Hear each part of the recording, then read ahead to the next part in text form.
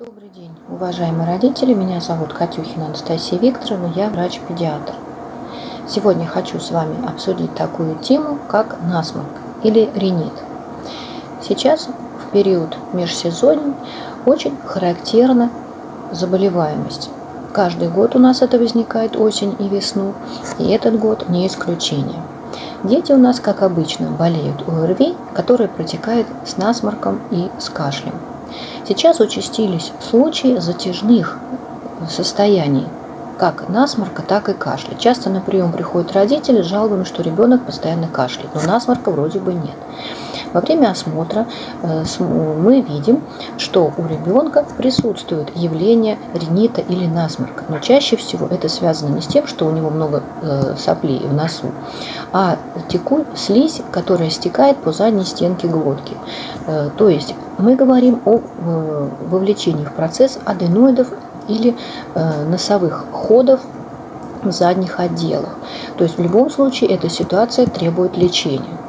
Нам в этой ситуации также, возможно, понадобится и консультация лор-врача. Поэтому, уважаемые родители, если ваш ребенок долго кашляет, обязательно обратитесь к врачу. Можете записаться на мою бесплатную онлайн-консультацию или оставить свои вопросы в комментариях или в сообщениях. Мы обсудим обязательно с вами эту тему. То есть кашель может быть разный. В течение дня, после сна, ночи обязательно нужно разбираться с причиной.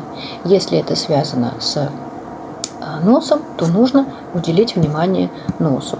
Не забывайте о том, что сейчас очень много у нас детей, страдающих аллергией. Аллергический фон создает неблагоприятные условия для возникновения ОРВИ и для ее течения, а также скорости вылечивания.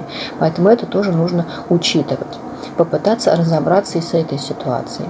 Если ребенок страдает аллергией, значит обязательно нужно и с этой точки зрения подходить к лечению ОРВИ. Также кашель бывает разный. Бывает влажный, бывает сухой. Также нужно различные препараты лекарственные для борьбы с этим кашлем. Но в любом случае, что показано всем детям, это обильное питье для того, чтобы увеличить количество мокроты так, чтобы она еще и лучше отходила, а также слизи из носа. Промывание носа обязательно и откашливание. Все остальные лекарственные препараты назначаются индивидуально. Поэтому, если у кого-то есть вопросы